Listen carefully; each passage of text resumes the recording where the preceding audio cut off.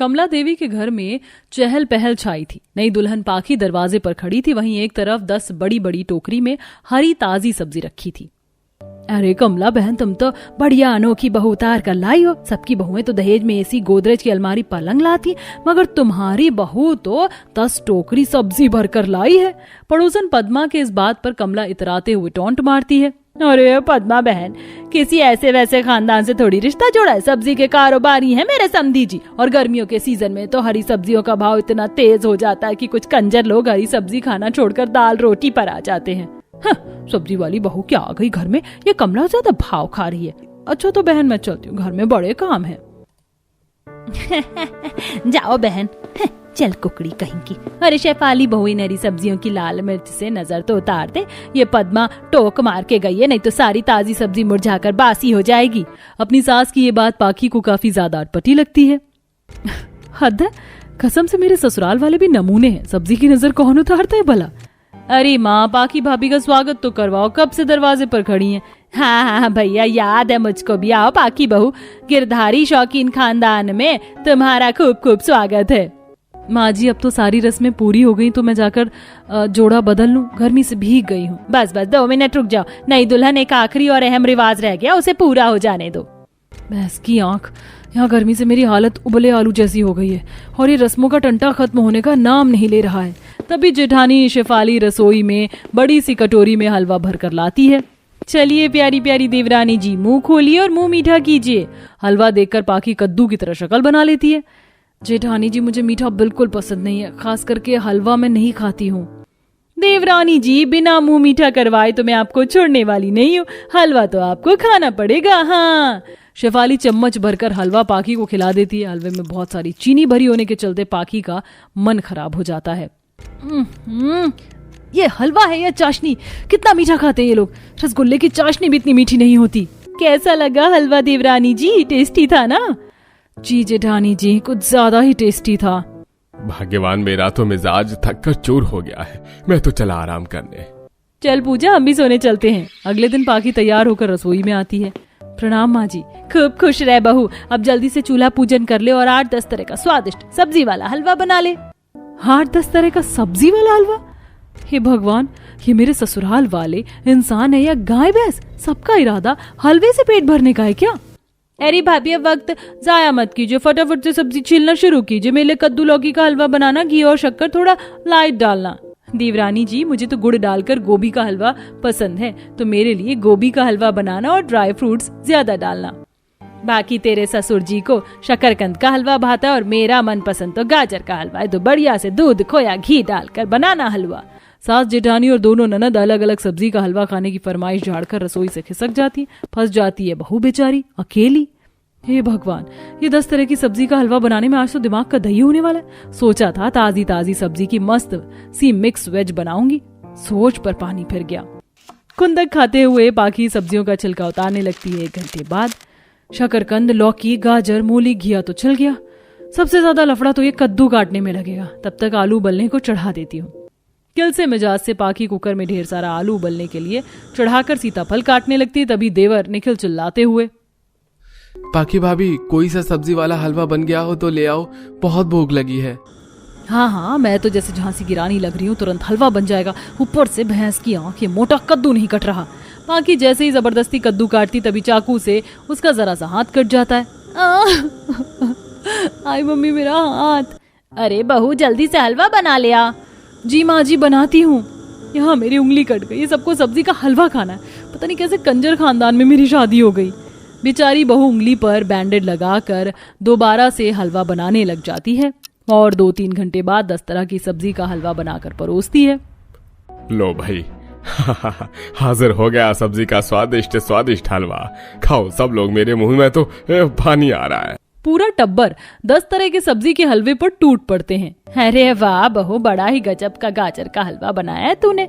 बहू, चीनी, दूध, ड्राई फ्रूट एकदम बराबर डाला है। कमल जी, एक बार शकरकंद का हलवा खाकर देखो।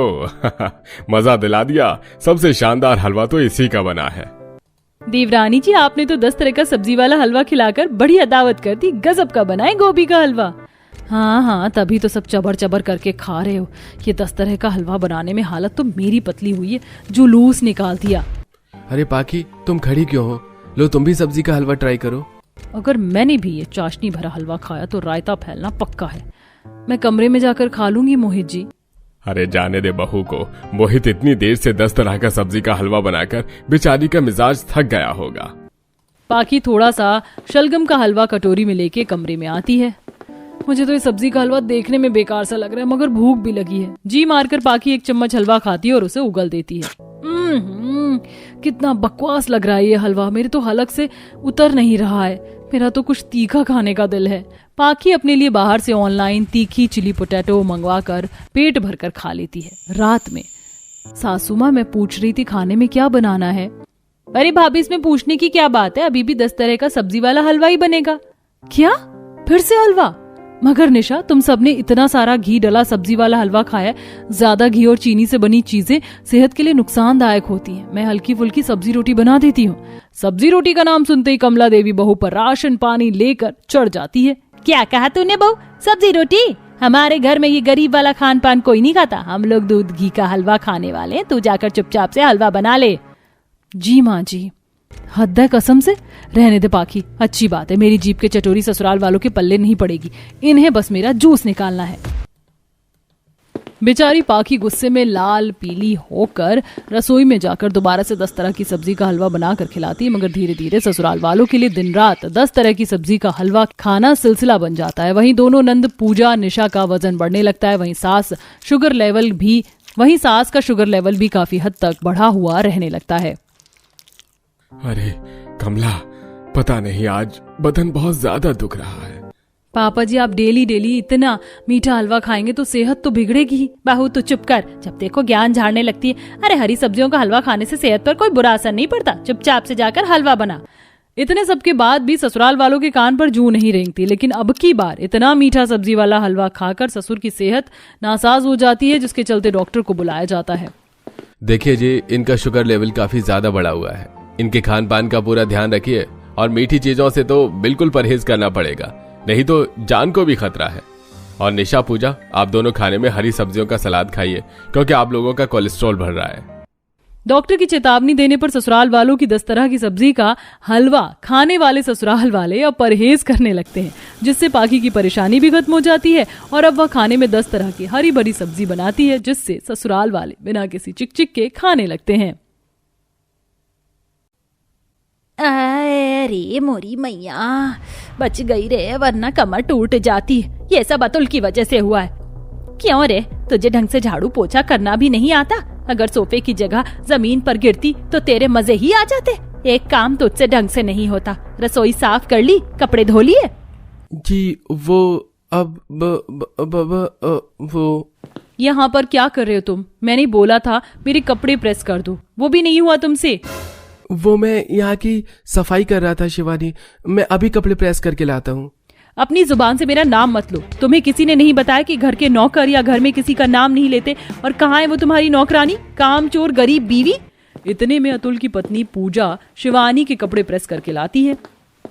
दीदी, मैंने आपके कपड़े प्रेस कर दिए और आपके कॉलेज के लिए खाना भी बना दिया है, ये लीजिए। गुड, जरा अपने पति को भी समझा दो कि काम को टाइम पर कैसे करते हैं। इतने में दिव्या हंस का शॉपिंग बैग लिए कीचड़ के पैर से घर में आ जाती है। माँ जी, आपको पता है मैंने बहुत शॉपिंग की है। ये देखिए, आप सबके लिए सामान लेकर आई हूँ। ओहो, ये फर्श तो गंदा हो गया। कोई बात नहीं, हमारे घर का नौकर अतुल है ना, अतुल इसे साफ कर दो। जी भाभी, माँ आपकी कल वाली नई साड़ी भी धोनी है। और क्या? ये कहकर सास अपने कमरे में चले जाते हैं और अतुल उसकी पत्नी झाड़ू पोछा और घर के बाकी सफाई करके साथ में कपड़े धोते हैं। लेकिन अतुल के मुंह से दिव्या के लिए भाभी और सावित्री के लिए माँ सुनकर अजीब लगा ना। दरअसल बात यह है कि अतुल सावित्री का छोटा बेटा है और दिव्या उसकी भाभी। घर में सबसे छोटा और अनपढ़ होने की वजह से घर वालों ने उसे घर का ही नौकर बना दिया था, ताकि बाहर भी पैसे ना देने पड़े और घर का काम भी हो जाए। वहीं अतुल किसी गंभीर स्थिति में था, जिस वजह से उसकी शादी गरीब पूजा से हो जाती है। इसी वजह से सावित्री अपनी छोटी गरीब बहू से भी चिढ़ी रहती है, लेकिन वो सुलझी, समझदार और अच्छे स्वभाव की होती है। कुल मिलाकर घर के सारे लोग दोनों पति पत्नी से नौकरों जैसा बर्ताव करते हैं। ऐसे ही एक दिन सावित्री, अरे ये खाना मुझे अच्छा नहीं लग रहा और मेरे पैर में भी दर्द हो रहा है। पूजा, ओ पूजा, कहाँ मर गई? जी माँ जी। देख, एक तो मेरे लिए अभी के अभी सांभर डोसा बना कर ला। ये घर का खाना मेरे से नहीं खाया जाएगा। और सबसे पहले मेरे पैर दबा, बहुत दर्द हो रहा है। जी माँ जी। पूजा सास के पैर दबाने लगती है। इतने में ज्यादा पैर दबाने पर सावित्री पूजा को लात मार देती है, जिससे उसके हाथ में लग जाती है। माँ जी। क्या माँ जी, मेरे पैरों में और दर्द करना चाहती है? सही से पैर दबा मेरे, वरना अब की बार इतना तेज लात मारूंगी कि जमीन पर गिरेगी। माफ कीजिएगा माँ जी, अब सही से पैर दबाऊंगी। पूजा पैर दबाने के बाद सास के लिए सांभर डोसा बनाकर सबको खिला देती है। इतने में बूढ़ा ओम प्रकाश खराब सेहत के साथ अपनी पुरानी खानदानी तिजोरी लेकर आता है। अरे सावित्री बहू। पापा जी, आइए आइए। ससुर की आवाज सुनते ही सावित्री सर पर पल्लू रखकर ससुर के पैर छूने लगती है। बैठिए बैठिए पापा जी, आप आ रहे हैं, आपने बताया नहीं। अब एकदम से बताकर क्या परेशान करता, अपना ही तो घर है और बाकी बच्चे कहाँ हैं? यही है सब पापा जी। राजीव बेटा, अतुल, दिव्या, पूजा, आ जाओ यहाँ पर। शिवानी वो अभी कॉलेज से आती होगी पापा जी। ओम प्रकाश सोफे पर बैठ जाता है। सावित्री की आवाज पर सारे बच्चे आ जाते हैं, लेकिन अतुल और पूजा ओम प्रकाश के पैर छूते हैं। अरे अतुल बेटा, ये कौन है तेरी बिंदनी? हाँ दादाजी, मजबूरी में शादी हुई थी, लेकिन पूजा सच में बहुत अच्छी लड़की है। हाँ, ये तो मुझे देखते ही पता चल गया। दादाजी, मैं आपके खाने पीने की व्यवस्था कर देती हूँ। बहू कर दो, लेकिन मैं इस उम्र में ज्यादा मिर्च मसाला और मीठा पसंद नहीं करता, मना है। जी दादाजी, मैं आपको वैसा ही खाना दूंगी। पूजा खाने की तैयारी करने रसोई में जाती है। वहीं सावित्री और दिव्या पहले से ही रसोई में बात कर रहे होते हैं। अरे माँ जी, ये खूसट बुढ़ा आपके ससुर हैं? हाँ बहू, ये तेरे दादा ससुर हैं। और वो पैर छू रही थी, तूने क्यों नहीं छुए? देख, वो अपने साथ एक पुरानी खानदानी संदूक लेकर आए हैं, जिसमें हीरे जवाहरात पैसे तो होंगे ही। अच्छा बनने की एक्टिंग कर लो, ताकि वो सारी धन दौलत तुझे मिले, ना कि उस गरीब बहू को। ठीक है माँ जी, वो तो मैं वैसे भी नहीं होने दूंगी। और उन गरीबों के पास ऐसा है ही क्या जो पुराने खानदानी तिजोरी की चाबी उनको मिले? तुम यहाँ हमारी बातें सुन रही हो? नहीं जेठानी जी, मैंने कुछ नहीं सुना, बस दादाजी का खाना बनाने आई हूँ। हाँ तो जल्दी खाना तैयार कर। सावित्री और दिव्या बाहर आकर झूठ मूठ की एक्टिंग करते हुए ओम प्रकाश की सेवा करते हैं। वहीं अतुल से ओम प्रकाश के कमरे की सफाई करवाई जाती है। तिजोरी वाला संदूक रखवाया जाता है। कुछ देर में पूजा खाना बनाकर डाइनिंग टेबल पर लगा देती है। दादाजी, ये लीजिए आपका खाना। तुम्हारा दिमाग खराब है क्या? ये सब खाना तो हम खा ही रहे हैं, तो तुमने दादाजी के लिए अलग खाना क्यों नहीं बनाया? वो मिर्च मसाला नहीं खा सकते, समझ नहीं आता तुम्हें? जेठानी जी, ऐसा कुछ नहीं है, दादाजी खाना खा सकते हैं। मैंने ये मिर्च मसाले का खाना बनाने से पहले ही आपका सादा खाना निकाल दिया था, और ये मीठी गुड़ वाली खीर जो आपको नुकसान भी नहीं करेगी। देखा बड़ी बहू, तुम्हें बिना जाने ही छोटी बहू को सुना दिया। ऐसा नहीं करना था। सोचा था दादा ससुर को फिक्र दिखाकर उनके मन में अच्छा बनूंगी, लेकिन ये तो उल्टा ही हो गया। आहा, खाना तो अच्छा है। हाँ शिवानी बेटी, पूजा बहू, जरा और खीर देना। तुमने खीर बहुत अच्छी बनाई है। साक्षात अन्नपूर्णा देवी का आशीर्वाद है तुम पर। खाना खाने के बाद पूजा दादा ससुर की सेवा करती है, उसे टाइम पर दवाई और खाना देती है, पैर दबाती है, हंस हंस कर बातें करती। साथ ही ओम प्रकाश अतुल के प्रति घर में ही हो रही बेरुखी भी देखता है। 2 दिन बाद, अतुल, तुमने आज दीवार के जाले साफ नहीं किए, अलग से कहना पड़ेगा क्या? पापा जी यहाँ हैं, इसका मतलब ये नहीं कि काम से बचोगे। इस घर के नौकर हो और वही रहोगे, अनपढ़ गंवार कहेंगे। तभी मेरा बड़ा बेटा तुमसे आगे है। माँ, अपने बेटे की हर कामयाबी में माँ उसके साथ होती है। आप भाई के साथ तो थी, लेकिन मेरे साथ नहीं, और आज मैं जो हूँ वो भी आपकी देन है। जबान मत चला मुझसे, जा यहाँ से। अगर पापा जी ने सुना तो मुझसे बुरा कोई नहीं है। ये सुन अतुल वहां से चला जाता है, लेकिन अपने कमरे की खिड़की से ओम प्रकाश सब कुछ सुन लेता है। अतुल घर के जाले साफ करता है और उसकी पत्नी खाना बनाकर बर्तन साफ करती है। कुछ देर ओम प्रकाश के पैरों में दर्द होता है। तब, दादाजी, आपके पाँव में दर्द है? दवाई खा लीजिए, जल्दी असर करेगा तो आप ठीक हो जाओगे। जेठानी जी, दादाजी को मालिश की जरूरत है, तब उनके पैरों का दर्द जाएगा। तुम गरीब तो हो ही, गंवार भी हो साथ में। तुम्हें ये तो पता नहीं है कि शहर में दवाई कितना जल्दी असर कर जाती है, तो अपना मुंह बंद रखो।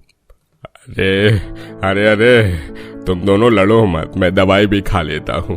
छोटी बहू, तू मालिश भी कर दे। दादाजी, बुरा ना माने तो आप बता सकते हैं इस खानदानी संदूक में क्या है? बहू, ये वो है जो मैं इस घर के सबसे होशियार काबिल इंसान को दूंगा, यानी कि इस खानदानी तिजोरी की चाबी। सच दादाजी? मैं तो पहले से ही अमीर हूँ और अब मुझे और अमीर होने से कोई नहीं रोक सकता। ये खानदानी तिजोरी की चाबी मुझे ही मिलेगी। छोटी बहू, तुम इस खानदानी तिजोरी की चाबी के बारे में क्या सोचती हो, अगर तुम्हें मिली तो? दादाजी, मैं चाबी के बारे में कुछ नहीं सोचती, क्योंकि मेरा जो भी है सब मेरे पति से है और मैं उसी में खुश हूँ। पूजा की राय जानकर ओम प्रकाश बिल्कुल बेफिक्र हो जाता है। अगले दिन उसकी तबीयत खराब हो रही थी और वह बहू को चाबी देकर संदूक छोड़कर चला जाता है। ओम प्रकाश के जाते ही सावित्री और दिव्या, राजीव उसके पास आते हैं। ओ गरीब बहू, जो ससुर जी चाबी देकर गए हैं तुमको, वो मुझे दे दो। उसकी असली हकदार मैं हूं, ना कि तुम। जल्दी दो, वो बक्सा मुझे खोलना है, जरूर उसमें खानदानी हीरे जवाहरात होंगे। माफ कीजिएगा माँ जी, दादाजी ने कहा है वो जब तक आ नहीं जाते मैं ये चाबी किसी को ना दूं। तुम तो मासूम से बनकर बड़ी तेज निकली पूजा। रख ली चाबी, घर में पैसे मैंने लगाए हैं, मेरी बदौलत ये घर चलता है और सेवा भी हमने की है। तुम्हें इस चाबी को रखने का कोई हक नहीं है। मैं अच्छे से जानती हूँ जेठ जी। 6 बजते ही ओम प्रकाश का वकील उनके पास आता है। देखिए, मैं उनका वकील हूँ और उन्होंने जिसे खानदानी तिजोरी की चाबी दी है उनके लिए उन्होंने एक खास वसीयत बनाई है, जो कल मैं कोर्ट से लेकर आऊंगा और आप सबको सुनाऊंगा। वो चाबी वाला शख्स कौन है? जी वकील साहब, मेरी पत्नी। आप इस फाइल पर दस्तखत कर दीजिए, मैं कल आता हूँ। वकील के जाने के बाद घरवाले आपस में गरीब बहू और अतुल से लड़ाई करने लगते हैं, पर जैसे तैसे पूजा समझदारी से बात को शांत कर देती है। गरीब पति पत्नी को ओम प्रकाश के निधन का बहुत दुख होता है। अगले दिन वकील आकर वह वसीयत पढ़ने लगता है। देखिए, उन्होंने इस वसीयत में साफ लफ्जों में लिखा है कि श्री ओम प्रकाश जी ने अतुल और पूजा के नाम कर दी है। जितने भी गांव के खेत खलियान और घर हैं, वो सब इनका ही है और उस पर किसी का हक नहीं है। पूजा जी, इस बक्से को खोल लीजिए। आगे मैं उनकी दी हुई चिट्ठी को पढ़ना चाहता हूँ। पूजा खानदानी तिजोरी की चाबी से तिजोरी खोलती है, जिसमें कुछ पुराने जेवर और गांव की प्रॉपर्टी के सारे कागज होते हैं। ये कैसे हो सकता है? इन दोनों गरीब गंवार को सब कुछ दे दिया, क्यों? इन सबके मालिक तो हमें होना चाहिए था। इसको क्यों दी ये तिजोरी और उसकी चाबी? उसका जवाब मैं इस चिट्ठी से देना चाहता हूँ। मैं ओम प्रकाश, मैंने इस घर में सबको आजमाया और पता चला कि घर के सारे लोग अतुल और पूजा के साथ बुरा व्यवहार करते हैं। यह मैंने अपनी आंखों से देखा और यह भी देखा कि इस संदूक के पीछे घर के लोगों में कितना लालच है।